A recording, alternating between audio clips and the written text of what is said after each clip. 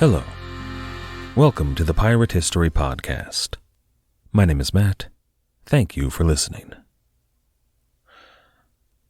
I told you last time that we were going to talk about William Kidd meeting Edward Barlow. We were going to talk about all the drama that entails. So today, I want you to ignore that. Pretend it didn't happen. For the time being, William Kidd and the men of the adventure galley were busy baking in the hot Arabian sun, waiting for several weeks, in fact, and dreaming of nothing so much as a fresh, cold beer. Not a whole lot going on there. So while they wait, we're going to look at some important piracy that I kinda skipped over. We shifted from talking about Henry Every and the pirates that captured the Ganges Sawai almost immediately over to William Kidd, which makes sense chronologically. In 1696, William Kidd was getting his affairs in order for this voyage. But then we continued on with Kidd and skipped over some of the more important and certainly relevant stories of the pirates of the Round. Henry Every and his fleet attacked the Gunsway in 1695, and here we are in 1697 at almost the exact same location. But what happened in 1696? This is episode 249, Pirates of All Parts. I want to begin today with a warning. This is a complicated story. There are a lot of conflicting accounts of this story. Certainly, some of those are based on lies told in later testimonies, and some of our primary sources seem to get some of the facts wrong. That is to say that these versions all contradict each other, and thus our modern sources are also conflicted. Modern writers and respected historians all tell different versions of this story, and they're all valid. Now, I've tried and honestly failed to parse out the facts here. The fact is, there are too many conflicts to make every version of this story make sense. So, probably I shouldn't tell this story. In the first draft I did, there were a ton of moments when I had to stop and say, this guy said this, but that guy said that, and who knows which is true, and it really started to irk me. The root of the problem here, the biggest problem anyway, is that there are records that discuss a pirate Captain Robert Glover and others that discuss a Captain Richard Glover. These two names may or may not be the same person. I literally cannot find two sources that agree on every angle to this story. Which was which, who was on what ship, and at what point? I mean, no one knows. So I probably shouldn't tell this story, and I almost didn't, but it is worth talking about. It's going to seriously impact the East India Company in our overall story, so here's what's going to happen. I'm going to tell you the story as I see it, the bones of the story at least. Some of the jigsaw pieces don't quite fit, but if you really cram them in there, the picture almost looks like it matches. When it becomes relevant to the story, I will discuss the contradictions. And at some point, we are going to have to disassemble and reassemble this whole narrative in the interest of intellectual honesty. But for now, I'm going to tell you the story as I think it might have happened. Just remember that this is my interpretation of these events, and there could absolutely be sources out there to which I am not privy. So take it all with a grain of salt. When the relevant bits come up, I'll point those out. To begin with, we're going to need to go back to 1694. In November of that year, Governor of New York, Benjamin Fletcher, granted a privateering commission to at least one Captain Glover. I think that he actually granted 2 commissions to 2 Captains Glover, Robert and Richard, though not both of them in 1694. In this version of the story, my version, remember, he first granted a commission to privateer Captain Robert Glover. Robert Glover was a mostly honest privateer. There were the occasional accusations that he failed to properly report on his seizures, or one report suggests that he sold upwards of 20 French vessels taken in the West Indies and didn't report a single one to the government. But mostly he was capturing French prizes in a time of war, so no significant legal troubles there. Now, about a year before he got his commission from Governor Fletcher, he was operating on one from Jamaica, he was dragged into court by a Captain Erasmus Harrison. Harrison, in his sloop the Dolphin, cruised the coasts of Canada in consort with Captain Robert Glover. Glover was in his own sloop, but at one point he managed to capture an impressive 200-ton, 18-gun, 200-man French frigate. Now, Harrison was not around when Glover engaged the frigate, but both men had previously agreed to split all prizes equally. Glover, though, changed his tune with his shiny new ship in hand. When they returned to Rhode Island, Harrison sued Glover, but it had been a gentleman's agreement, a handshake deal, and without any sort of legally binding contract, the Admiralty found in favor of Robert Glover. He got to keep his fantastic new ship. While he was in Providence with his ship in hand, Robert Glover outfitted her. He added a few more guns, and he renamed her Resolution. And that's quite a name. Maybe I'm reading too much into it, but when the court finally found in his favor, when they resolved the issue, he calls his ship Resolution, just really giving the middle finger to Captain Harrison. Then he sailed on to New York, where the governor was apparently pretty free with the commissions. His brother-in-law, also from Providence, a man named John Hoare, followed him to New York and secured his own commission for the 200-ton, 16-gun John and Rebecca. Now you may remember these two names. We talked about them some time back. I told you that they were going to become relevant someday, and well, today is that day. The two brothers-in-law spent a few weeks in New York, planning their voyage and recruiting crewmen. It was around the beginning of 1695 that they finally set out for the West Indies. You may also remember the Martinician escaped slave named Abraham Samuel, who would go on to be elected as the quartermaster on board John and Rebecca. Abraham Samuel escaped his enslavement, probably killed a couple of men in doing so, and signed on with John Hoare. This is when and where that happened, but now things are going to get complicated. About 6 months later, according to Adam Baldridge, the proprietor of the pirate settlement at St. Mary's Island, on the 6th of August, 1695, a one Richard Glover arrived at St. Mary's on board the Charming Mary.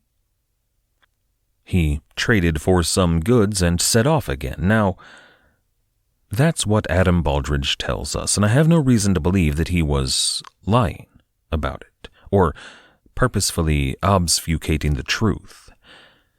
But what was going on at this point with the Resolution and the John and Rebecca? There were a few small-scale attacks in the Caribbean and on the west coast of Africa, while those two ships would have been headed for the Cape. That could have been their doing, but nobody's really sure. Mostly they were just raiding fishing vessels for food or small merchant craft for wine, that kind of thing. I think that about the time they rounded the Cape, about the time that Abraham Samuel was elected quartermaster, I think that the two brothers-in-law had a disagreement about their mission. Their voyage had originally been, I believe, an interloping voyage. They were here to trade for slaves, illegally, and bring them back to New York. And I think that's what the Resolution, under Robert Glover, intended to do. John Hoare, on the other hand, it appears intended to engage in some piracy. We shouldn't read too much into the politics or the morality of the men on board the John and Rebecca, but they did just elect a man of African descent as their quartermaster, their representative. They may not have been on board with the whole slavery thing. Whatever the case, though, it does appear that these two ships split up about the time they rounded the Cape, sometime in September 1695. Hoare would sail on to St. Augustine Bay, and Robert Glover would sail on to the Comoros Islands, and he would put in for wood and water at the island of Mayotte. That island was the same island on which, just a few weeks earlier, Joseph Farrow's Portsmouth Adventure had been wrecked. Joseph Farrow and the Portsmouth Adventure, of course, were there when Henry Every engaged the Gunsway. Once that job was done, they sailed together. Now, when Portsmouth Adventure wrecked, Captain Every took on about half of the Portsmouth Adventure's crew, including Captain Farrow, but the rest just weren't going to fit on the Fancy. That other half of the crew, under their quartermaster named Dirk Chivers, elected to wait at Mayotte. And here, Robert Glover on the Resolution picked them up. They sailed on to somewhere. We don't really know. We don't hear from the Resolution for a little while. Meanwhile, though, the John and Rebecca was gathering a crew at St. Augustine Bay. Now, this would have been a blend of pirates. There would have been a few old sea dogs from the crew of the Signet or Bachelor's Delight, but there would have been some men there from Every's expedition as well. In particular, sailors that had sailed on Thomas Wake's Susanna. The John and Rebecca filled up her crew and sailed on to the Gulf of Aden. In the meantime, Richard Glover's Charming Mary. Richard Glover, remember, was not affiliated in any way with these other two ships, but the Charming Mary had filled her holds with human beings. They had picked up slaves at St. Mary's and probably also at Reunion Island. But then, preparing to return home, they sailed on to St. Augustine Bay. It was the last place that a ship carrying illegal human cargo could hope to take on wood and water for some time. But then, it was at this moment that the Amity arrived on the scene. Thomas Tew's ship, before Thomas Tew had been killed, was in bad shape. She had been engaged in battle, and though she won, she had been pretty severely damaged. So the Amity limped to Adam Baldridge's pirate fortress. But, under the Amity's sailing master, John Ireland, they made it and were able to make some much-needed repairs. Baldridge, though, apparently tipped them off that this fat, slow slave ship called the Charming Mary was sailing for St. Augustine Bay as we speak. It was incredibly dishonest, of course, but, pirates. The Amity, though, decided that this prize was too good to pass up, so she sailed on to intercept the Charming Mary. And apparently they succeeded in catching her.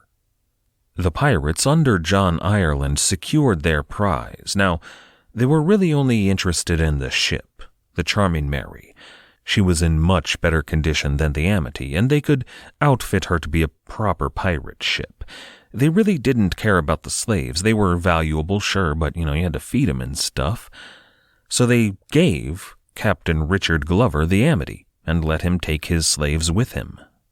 Now this, according to the reports we have, happened in December 1695. But at just about that same moment, on the 29th of December 1695, Robert Glover, of the Resolution, returned to St. Mary's, but not on his own ship. Instead, he was on a small Mughal ketch called the Rajapura. She was tiny. She didn't have any guns, any big guns at least, and Robert Glover only had 24 men with him. Something untoward had happened to Robert Glover and the Resolution between the time that he picked up those men on Mayotte and here upon his return to St. Mary's. It's really never a good idea when you have a crew full of New York privateers to take on a further 60 outright pirates. And I'm sure at first it was great. More hands means less work. It also means smaller shares on a privateer, but that's a fair trade to a point. Unfortunately, the former crew of the Portsmouth Adventure was not here for slave trading. They wanted to get back to some piracy. So for a couple of weeks, they ingratiated themselves with the crew. Clearly, these were good seamen. They knew their business. But they also began to discuss what they had been about before they were picked up. And before long, they convinced nearly the entire crew of the Resolution that piracy was easy, profitable, and fun. At some point, and I'm unclear where this happened, but at some point the crew delivered an ultimatum to Captain Robert Glover. They told him that they wanted to hunt some Moorish shipping. Robert Glover, under duress it should be admitted, agreed to do so.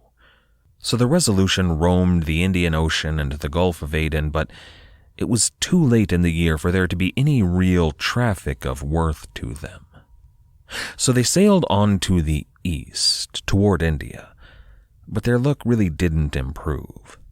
The only ship of any consequence whatsoever that they managed to find and capture was this ketch, the Rajapura. And it was at this point that, well, what happens becomes a bit unclear. It's usually characterized as a mutiny, and that's technically accurate. The Resolution belonged to Robert Glover. He won that suit back in Rhode Island that said so, remember? We shouldn't think of it, though, as a mutiny like that on board the Charles II or the Hispaniola in Treasure Island. This wasn't the mutiny on the Bounty. A cadre of crewmen did not slip into the armory and arm themselves with every weapon available and then start killing all the officers and guards until they had the ship in their hands. That's not what happened. According to Captain Glover, the crew demanded they go on the account. They wanted to hunt some ships, after all, but Robert Glover, a good, God-fearing, and morally upright English subject, refused to do so. So he and 24 other loyal men were put on board the Rajapura and set adrift. Now that account sounds a bit self-serving for my taste. It, for example, fails to explain why they had the Rajapura in the first place, or the timetable, or what the Resolution was doing in Indian waters anyway. I think that the crew decided to put the captaincy to a vote, which, of course, they did. The crew was made up from pirates from the Portsmouth Adventure and privateers from Rhode Island and New York. They believed in the inherent democracy of a ship at sea, and their captain was not getting the job done. They voted Captain Glover out and voted in Dirk Chivers as the captain. And I should address this here. Dirk Chivers is the accepted name given to this pirate, but there are variations. You see a number of different varieties, but according to at least one document I've seen, yes, he could be called Dick Shivers. Regardless, he was voted in as the captain, but the timing here is a bit strange. I want to acknowledge that it's at least possible that Dirk Chivers was already the captain. Maybe at some point when we had lost contact with the ship, he was voted in and Robert Glover was voted out, but they were still on board. You know, you're not going to maroon them. They didn't do anything horrific and evil to you, so he was just along for the ride. Once they had the Rajapura in their hands, though, Robert Glover and his loyalists were able to leave. But either way, at this point, Robert Glover was on the Rajapura, sailing for St. Mary's, so let's catch up a bit. Dirk Chivers was in command of Resolution. John Hoare was still on the John and Rebecca. Richard Glover was on the Amity, Robert Glover on the tiny little Rajapura, and John Ireland was on the Charming Mary. But the Charming Mary had voted in a new captain of her own, Richard Bobbington. You can see why this story can get complicated to understand, much less to try to tell. There's a lot of ship switching and captain electing going on that makes it difficult. Also, the two Glovers. But for the time being, everyone apparently decided to winter on or around Madagascar. Now, one has to ask, how much credence do we give to the idea of a pirate utopia on Madagascar? Libertalia did not exist. No one had written up a declaration of their new anarchist pirate utopia, but there were an awful lot of pirates on Madagascar at the time. An author named Jan Rogozinski wrote a book called Honor Among Thieves, Captain Kidd, Henry Every, and the Pirate Democracy in the Indian Ocean. It's not a bad book by any means. It's a great resource for a lot of topics that are under-discussed elsewhere, but I do have some issues with it, especially in this story. However, the book does build an argument, a compelling argument, that there really was a pirate democracy in the Indian Ocean. Rogozinski writes, in the aftermath of the attack on the Gunsway of the pirates on Madagascar, quote, "The St. Mary's men that joined in attacking the Gunsway probably did not care what the London mob thought of their exploits. The raid increased the island's prosperity and the happiness of its inhabitants. Many of those on the Fancy took their Indian gold and gems back to their island paradise." Although not quite accurate, the many legends of Henry Every and the Indian princess enclose a kernel of truth. The Fancy's crew did not need to steal Indian wives. Once they had the Gunsway's gold, the Malagasy princesses were delighted to become their brides. End quote. And, he's not wrong about that. I do doubt that every pirate from the Fancy or any of the other ships involved in the raid married princesses, but a bunch of them did marry Malagasy women, and many of them women of influence. And this was beyond just, oh, she's beautiful, young, and rich, I want to marry her. I'm sure that played a part in it, but they were political marriages as much as anything else. It tied the kings and the local tribal rulers to the pirates.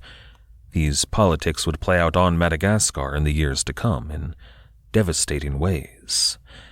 And there's a bunch of different sources that support this was the case, but one stands out to me, particularly today. It's a report by a ship's doctor named Henry Watson, and Watson is about to become very important to our narrative.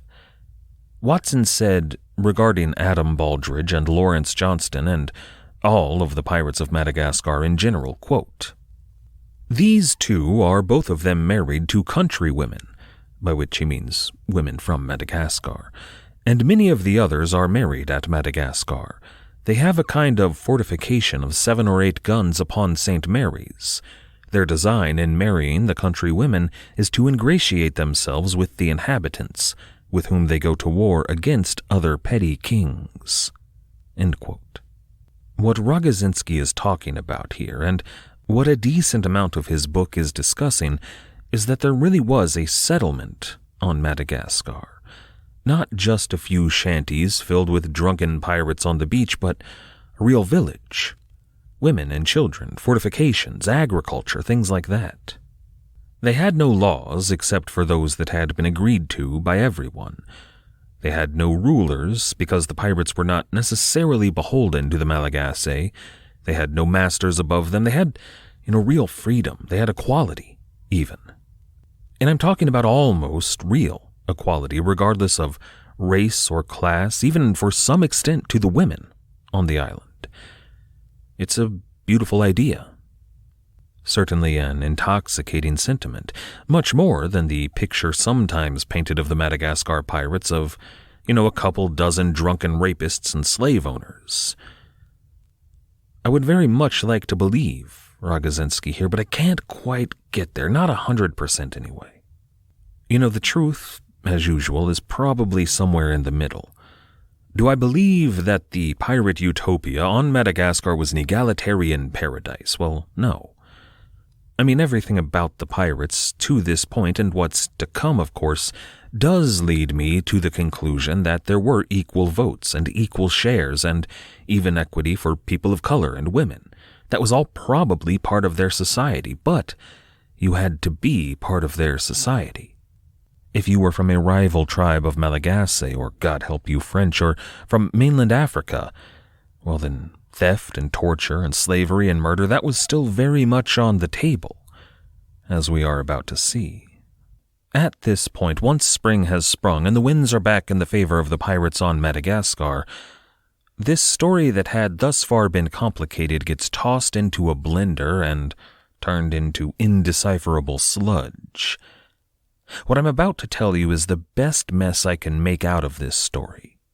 But I'll let you know that you can read other versions of it in Ragazinski's book, or in Richard Zach's The Pirate Hunter, or from Adam Baldridge, or from this one East India Company official, or from the testimony of that surgeon, Henry Watson. They all have the same outline, but the details are all different. The one undeniable through line is the John and Rebecca under John Hoare. We know that in the summer of 1696 he sailed up to the Bab el-Mandeb to lie in wait for Arabian shipping. Now, we don't know if he encountered any ships from the Pilgrim fleet, but we do know that he didn't engage any ships that summer.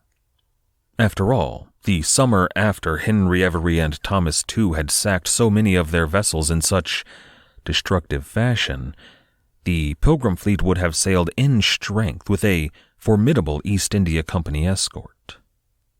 But in August 1696, about the time that the Pilgrim fleet would have been sailing back south through the Babs, John Hoare did attack 2 ships.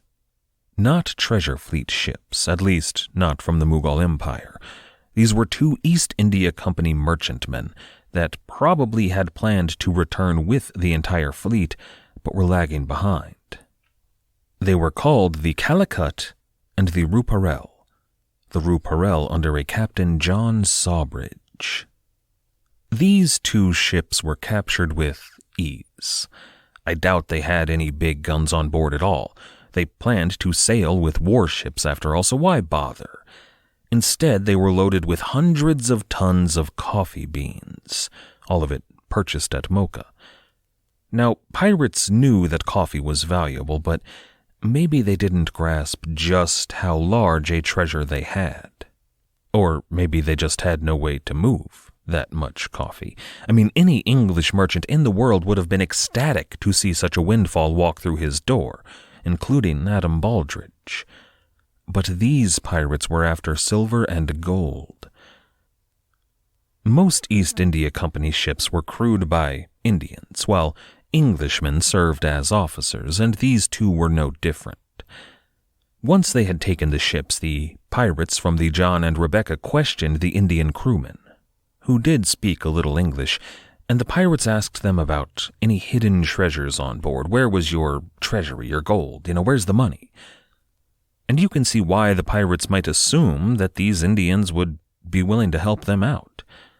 Why would they lie to help their English masters? But these Indians didn't have an answer for the pirates, so rather than accept the obvious conclusion that there wasn't any treasure, or that, at the very least, the Indians didn't know about it, the pirates turned to torture. None of our sources go into any detail about what happened to these poor Indian sailors, but, torture is never fun. When that still didn't return any answers, the pirates ransacked the ships again. But no treasure, just coffee. Now, here's where things start to get really complicated. At this time, Dirk Chivers showed up in the Resolution, and I'm pretty sure that's what actually happened, but there are others who will tell you it was Robert Glover in the Resolution, which doesn't fit with what is about to happen, and there are still others that will say it was Richard Glover in the Resolution, which makes no sense at all. In his endnotes to Honor Among Thieves, Jan Ragazinski writes, quote, "In his testimony, Baldridge said Glover and the Indian ship arrived at St. Mary's on December 19, 1695. But the sequence of events makes it clear that 1696 is the correct date." End quote. Now, I don't think that's right. Here's why I think he's wrong. First of all, Baldridge did not say that a Robert Glover arrived on December 19. It was December 29. A small point, but I'm going to make it anyway. Second, that's not just a testimony of Robert Glover. He's not recalling the facts as best he can. That's Adam Baldridge reading his log Those are his account ledgers that he kept on St. Mary's. The next couple of entries in his log come from January and February 1696. So, why would December 1696 come directly before? I think that what's happening here, and it's easy to do, I did it myself, was conflating the accounts of Robert Glover and Richard Glover. It wasn't until I started parsing the account of that surgeon, Henry Watson, who, Jan Rogozinski does as well, but I think we came to different conclusions about what he was writing, as well as the East India Company officials after the fact. As I said, the different versions of this story are all valid, but this is the one that makes the most sense to me. So why don't we look at what Dr. Watson had to say? When the pirates were unable to find any treasure on board these two East India Company ships, and when the Resolution arrived on the scene, they attempted another tactic. The pirates attempted to ransom the two ships, but the way they did so is pretty dumb. These two ships had bought coffee at Mocha, coffee that was paid for in full. It was no longer the property of the Arabians in Mocha. So at Aden, in the Gulf of Aden, not, by the way, the city of Mocha, the pirates sent 2 Indian messengers ashore to tell them that if these Arabians who were not from Mocha did not pay a lot of money, then the pirates would burn the ships. East India Company ships, filled with East India Company coffee. It's not a great plan. But there's more. I think that the pirates thought the Indians would be able to communicate with the people of Aden. They are Moorish, after all, but if that was their assumption, I don't know that they realized the Indians did not speak the language of the Mughal upper class, usually. Diplomats, translators, and such, but your average sailor, he spoke an Indian dialect. What's more, the Muslim Mughal ruling class did not speak Arabic. The Mughals spoke a Persian dialect. So these Indians were like 3 languages removed from these Arabians. But then, threatening to burn those ships that belonged to the English full of coffee that belonged to the English in front of Arabians who did not own the coffee in the first place, why did they assume that these Arabians would care? The Indians that the pirates sent to the mainland never came back. And it's not like they were arrested or killed or anything, they just didn't go back. But then, a shot from the city. Now, the pirates were well out of range. This was to get the pirates' attention.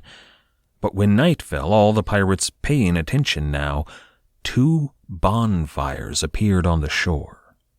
It was a signal to go ahead and burn the ships. And the pirates did so. But first, they sailed the 2 East India Company ships in close. They raised the King's Jack high so everyone could see it, and then they lit their ships aflame. Which, cool message, bro, I guess. Fight the power, but do you really think the Arabs here are going to care about that? Why? Why are they bothering with this? It makes very little sense to me. What is to follow, well, there's not a lot of story left. The pirates, frustrated, sailed back to Madagascar. There was a bit more ship switching and captain swapping, and that we'll talk about eventually when it becomes relevant. But this attack in 1696 was the major event of the season.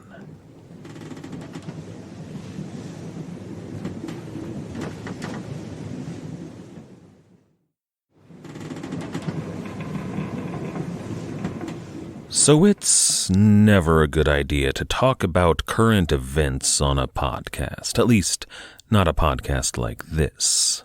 They call this kind of content evergreen content because it's not dependent on a particular time. Unlike something like news or politics or even, movie reviews, people could be listening to this years down the line.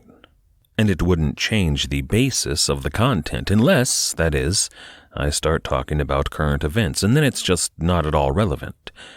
But right now, they're on my mind, and for many of you, that's the same. On the date of this recording, it is February 25th, 2022. Russia invaded Ukraine yesterday. And I've been glued to the news, as I know a lot of you have been, and it's been tough to watch, but also inspiring to see the Ukrainian people standing up for their nation, and to see the people in Russia protesting the actions of their government despite the consequences that they are now facing. But that's not what I'm here to talk about. That's context. I don't want to minimize the experiences of anyone in the world. I don't know what any of the people there are really going through. I know it's not great for anyone involved. If you're a person who prays or otherwise focuses your energy, then now would be a good time to do so for the people of Ukraine. But so I'm in the car the other day. I was listening to the radio, which I don't usually do. Usually I prefer to listen to podcasts, but it was a good day for live news. I was listening to NPR's live coverage of the first invasion forces to cross the border. No, actually it was the BBC on my local NPR station. They interviewed a former Ukrainian president, I think. Maybe it was a Secretary of State. And he had his things to say. And then they interviewed a Russian ambassador. I think it was to France. In that second interview, they were talking about the first real fighting to go on at the airport. Not in Kyiv, but in Mariupol, I think it was.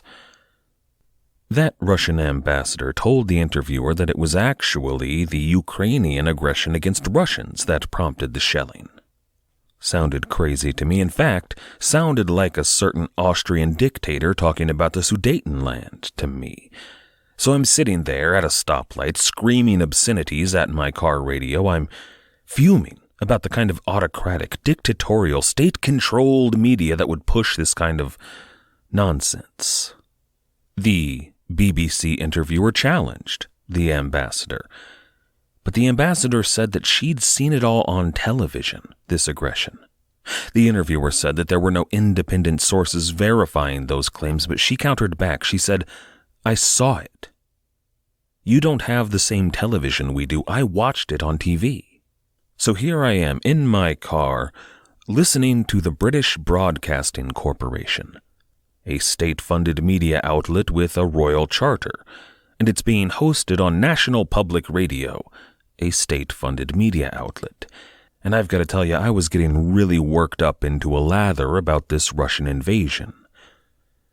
Now, for the record, I believe that we can place a whole hell of a lot more faith in the publicly funded media here in the West than they can in a place like Russia.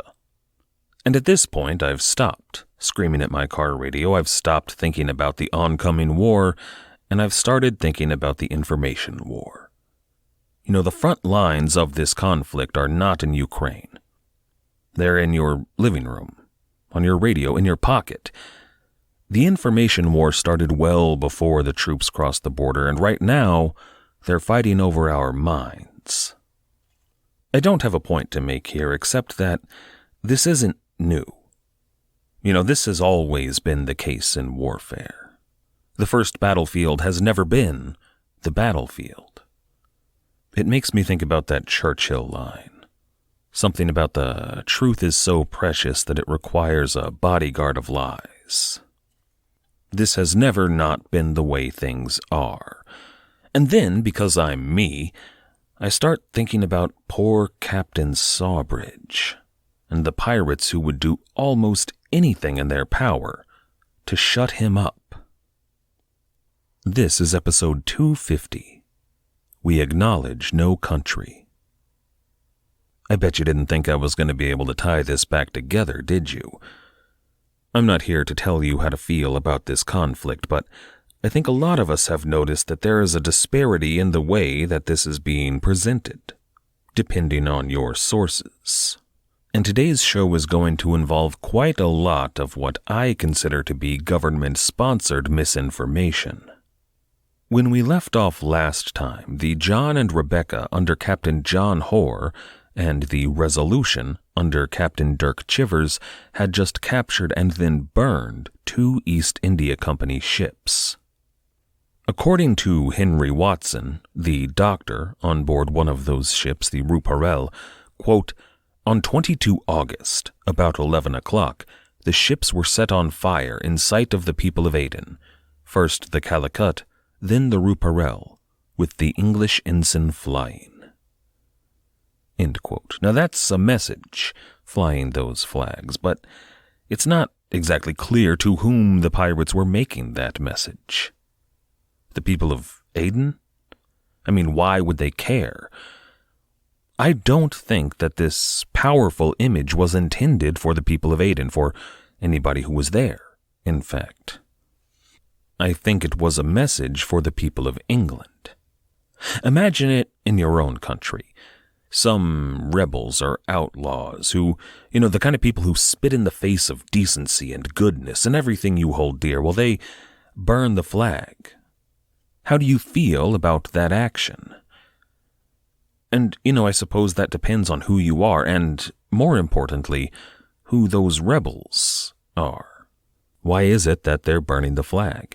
Maybe they support a cause that you yourself find some sympathy with. The people of England and the English-speaking world, well, they certainly weren't anywhere near united in their feelings about the pirates. The balladeers back in London and New York, they weren't singing songs about Henry Every because they hated the pirates. They weren't turning him into a folk hero because pirates were all detestable monsters. It was more complicated than that. The real question, though, about that message, the flying the English ensign high and burning those 2 ships, is who was sending that message? Was it the pirates? Did they actually do it, or was it somebody else, suggesting that they did it despite it maybe not having ever happened, or maybe putting emphasis on something that was mere happenstance? I've been teasing the episodes in which we talk about the English trial system. And we're getting there, sooner rather than later, but it's important right now to remember that jury trials were still a pretty brand new thing in England. The first jury trial in any form that we would recognize here in the modern world only happened 26 years before this very event, in 1670, and the judge in that trial threw it out because he didn't like the jury's decision. There had been some reforms, and they were usually adhered to, the decisions of the jury, but more and more it was becoming clear that public opinion was something that mattered in England. Ever since the Glorious Revolution, something very like the freedom of the press existed in England, for the first time in ever. But of course this means if freedom of the press exists and public opinion matters, they also need to figure out a way to control public opinion. There's the obvious stuff, censorship and closing publishers and arresting seditious writers. That's something that everyone does. At one point, the English government executed a very vocal Jacobite, mostly to make a point to remind anybody, hey, we can still do this, But that's the kind of control of public opinion that takes a sledgehammer. There's also the much less obvious stuff, the subtle nudges here and there to push you in a certain direction. Things like telling the English people through a testimony that these pirates burned these ships while flying the flag high. It might have happened, but I think they put that emphasis on it to enrage a certain element of the population and maybe sway some people who otherwise might not have cared. And that was one of the earliest forms of this subtle manipulation of public opinion. They used testimony in jury trials which were published. I've been talking a lot about how so much of the bad reputation of Captain Kidd comes from people friendly to the English government speaking in a jury trial. And when, for example, in the first trial of the pirates who sailed under Henry Every, they got testimony they did not like, they literally burned those papers. They don't exist anywhere. With all that in mind, remembering that some of what we hear may not be anything close to the truth, I want to look at the rest of Mr. Watson's testimony. He tells us that the pirates, after burning those 2 ships, put the rest of the Indian crewmen from those 2 vessels ashore, there at Aden. The Englishmen, though, the East India Company officers, they were taken on board their 2 ships. And he tells us that the sailing master of the Calicut, now burned, suggested that the pirates plunder the Congo. He says, in fact, the Congo in Persia, and I don't know what he means. I read that as the Muslim dynasty who was in power in Central and Eastern Africa at the time. They weren't from Persia, they were from Oman, but that would be the Congo as I think of it. Jan Rogozinski, though, puts them in the Persian Gulf. The doctor, though, makes mention of an island of antelopes, which is really what leads me to think of them in Africa. But there are antelopes in Arabia and in Persia as well, so hard to say. But it really doesn't matter. The pirates went somewhere and they hunted antelope. Now, we might think of the pirates as having taken the English sea officers hostage. And, they were, but it's not how we might think of a hostage. They weren't tied up or thrown into the brig. These officers were sailors at sea. They're on a complex machine floating on open water. So they worked. They worked as pilots and guides. Dr. Watson did doctor stuff. It's not betrayal, it's survival. If you're on, say, an English ship in wartime, and the French capture your vessel, you aren't considered a traitor for working on their vessel. It's expected, and vice versa. You have to pitch in, but with pirates who are offering this alternate life, this life of freedom, it does tend to create doubt about who was really still loyal. It did so among these East India Company men, and it did so in the courts all throughout the golden age of piracy. A lot of men who served on pirate ships told the courts they served under duress. The other reason that I think the pirates probably sailed toward Africa is because there wasn't a large Portuguese presence in the Persian Gulf, and once the pirates approached their destination, there were 6 large Portuguese warships in their way. The Portuguese did have quite the presence on the eastern coast of Africa, so the Congo was out. Instead, they just hunted antelope. They did raid some villages on the coast. They got dates mostly, which they liked. The John and Rebecca went on to capture a French ship, a small ship, but it told them about 2 big, rich English ships that were just a few leagues away. Dr. Watson makes a point of that. These pirates were thrilled to have the opportunity to attack English shipping. They prepared to set out come the morning. But as evening approached, a ship appeared from just around the bend in the coast. Just a small coastal skimmer, but it looked Portuguese. The pirates were sure it was a scout. Dr. Watson uses the word spy. They thought it was a harbinger for a Portuguese attack, and as it turns out, they were actually right, although they couldn't be sure at the time.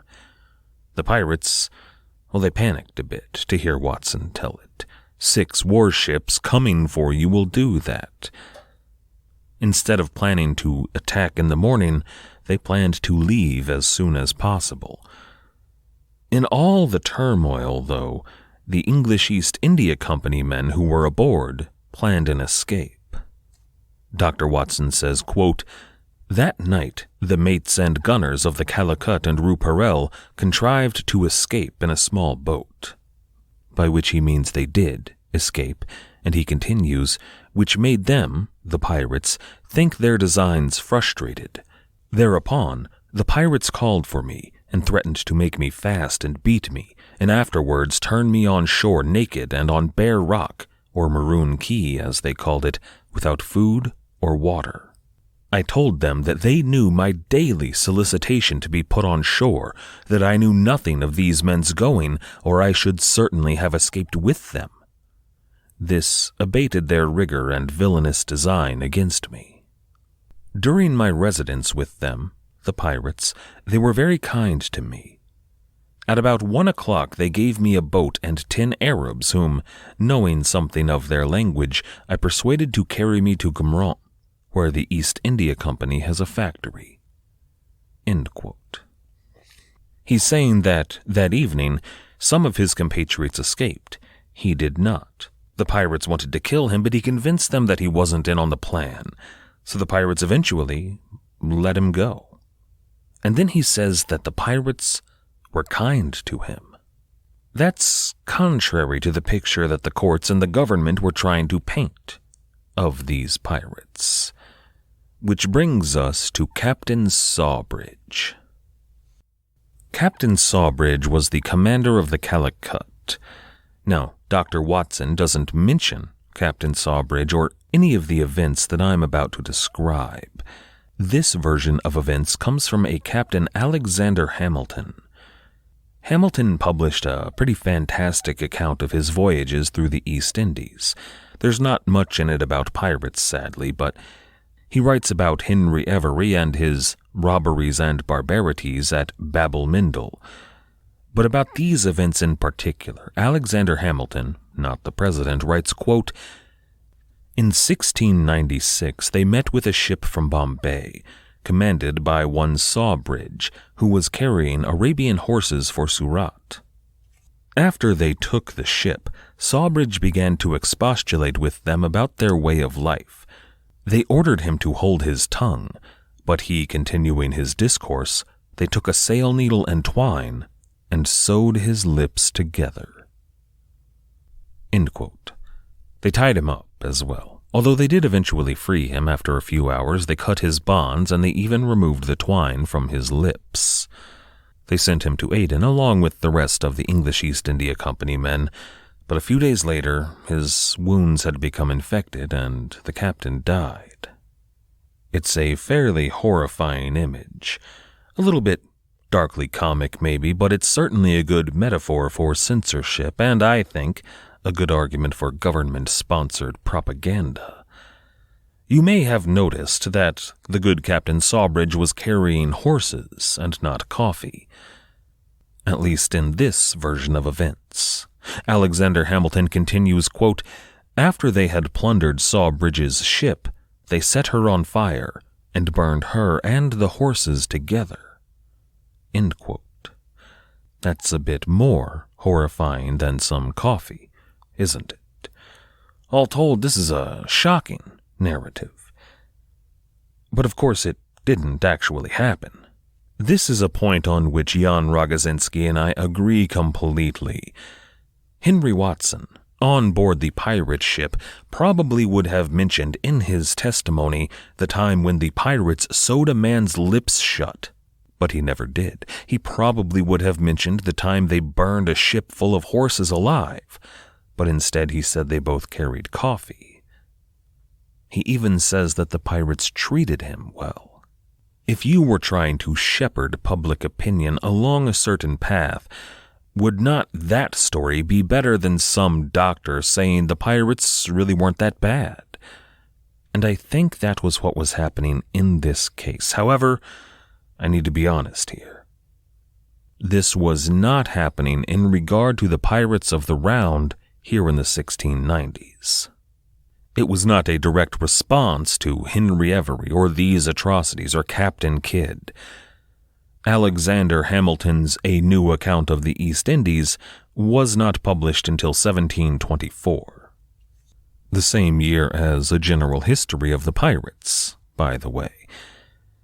1724, though, not to give away too many spoilers, but by that point the pirate republic at Nassau had fallen. The pirates of the Round, though, were enjoying a bit of a renaissance, a resurgence in the Indian Ocean. You've got pirates like Christopher Condent and Edward England and the famous French pirate known as La Bouze.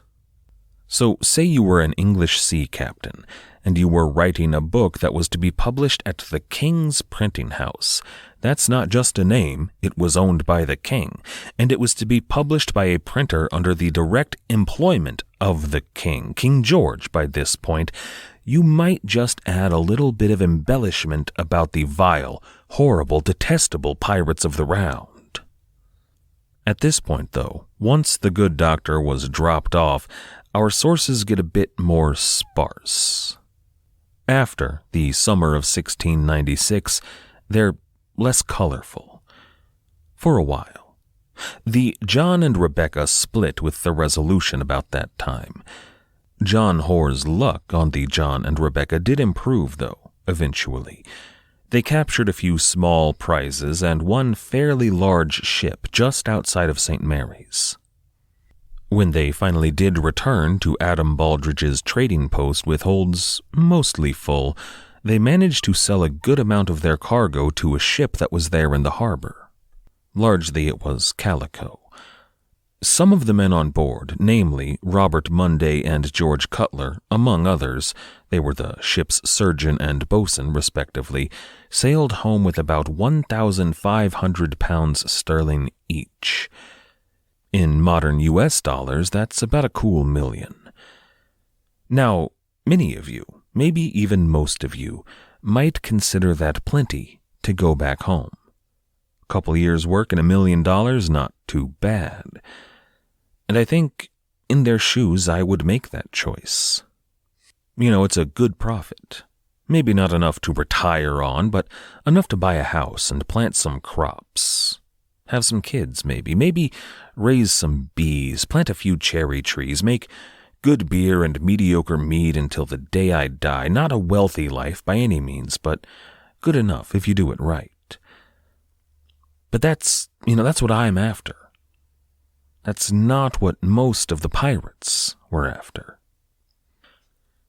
They took their winnings, they spent it on gambling and beer and baubles for their pretty new brides.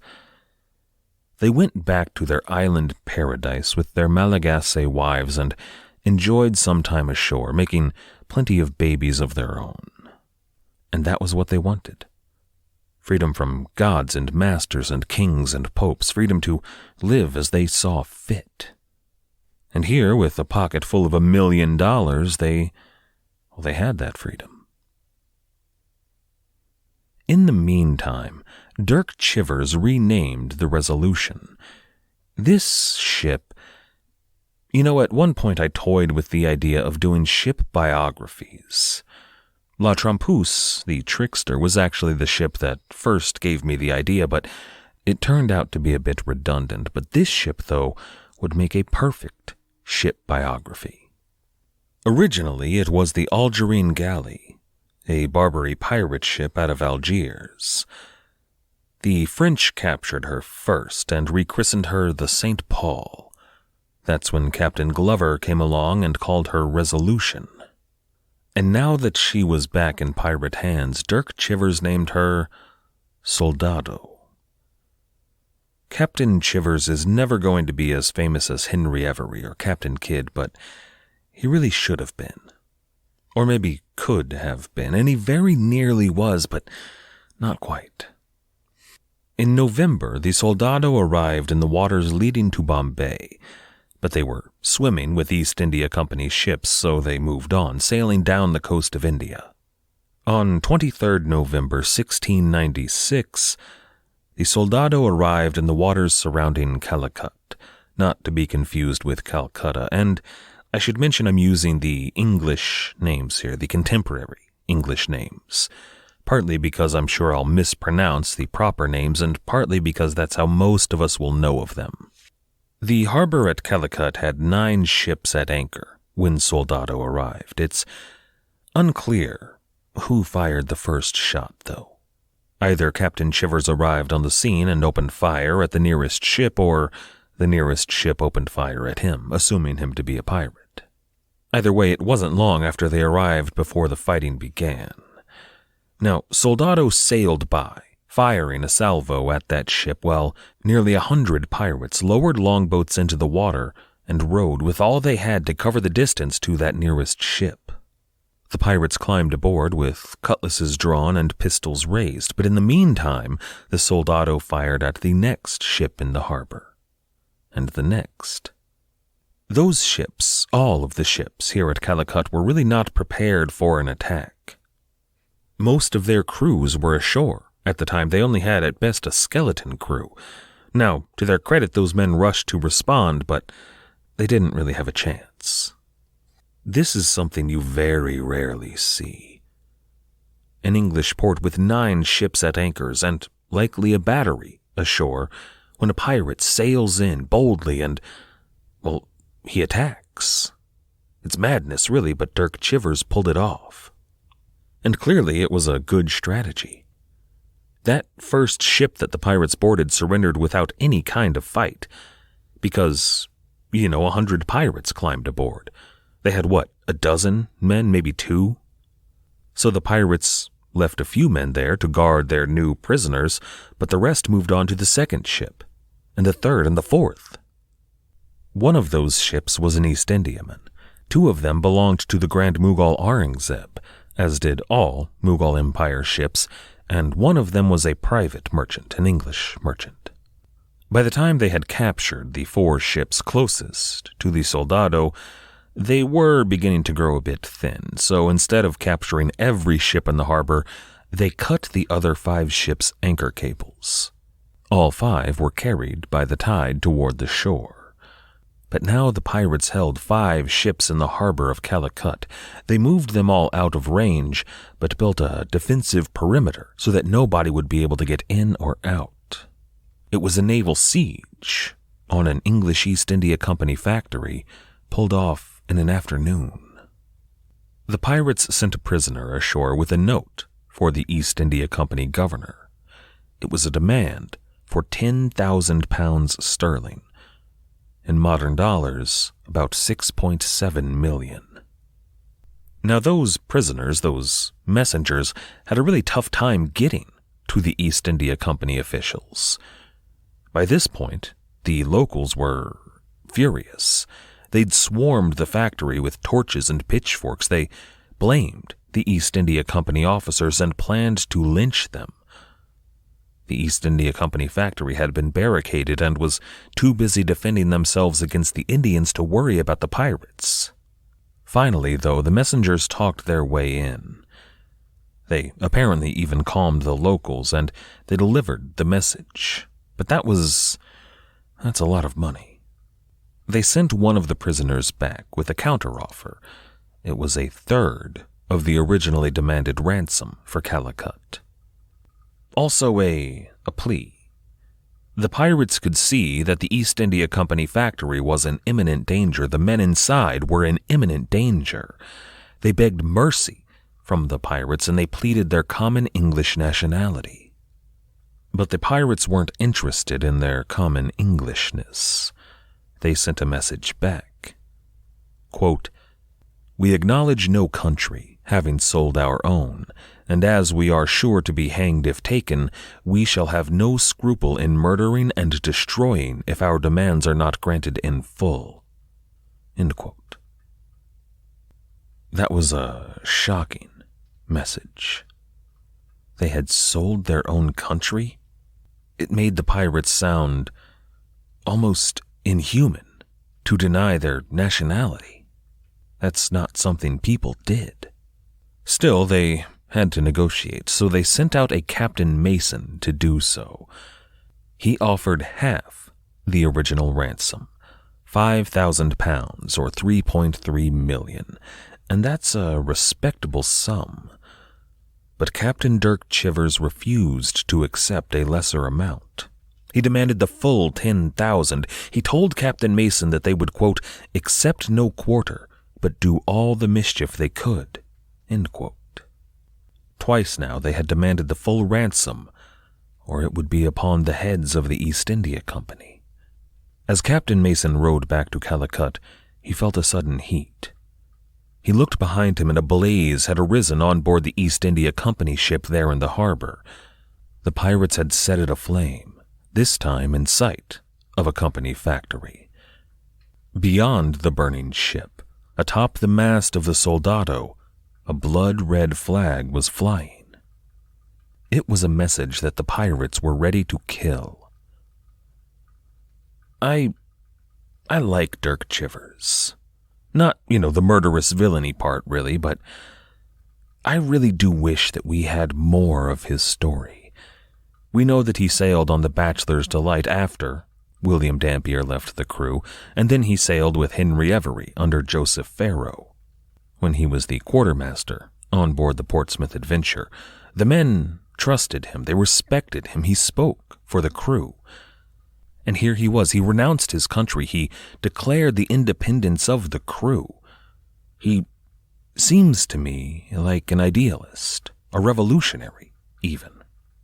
It might be foolhardy to extrapolate that to all the pirates of the Round, but he was certainly representative of these pirates, and probably those who did not choose to sail back to New York with their winnings. But his idealism, if that is what it was, well, it really needed a bit of pragmatism to temper it. He could have taken that fortune in gold and silver.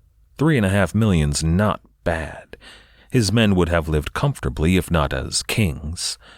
But he wanted all of it. That was his downfall. It gave the governor there at Calicut time. Messages had been sneaked out of Calicut into the hands of some Indian pirates that were in the employ of the company. One morning, as the pirates waited for an answer and perhaps sharpened their blades, they arose to a fearful sight. 10 Indian pirate ships were bearing down hard on Soldado. They were light, they were fast, and they were surprisingly well armed. There was no way, even with 5 ships, that Dirk Chivers could hope to fight them. So he gave the order. His men returned to the Soldado. They weighed anchor, set sail, and fled. Had he succeeded, I think that Dirk Chivers would be as famous as Henry Every and Captain Kidd, but he didn't. But imagine it. Imagine a terrifying, horrible, monstrous, ghostly pirate named Captain Shivers. Next time, we're going to go back to the Bab el-Mandeb, to the Adventure Galley, and Captain Kidd, circa 1697.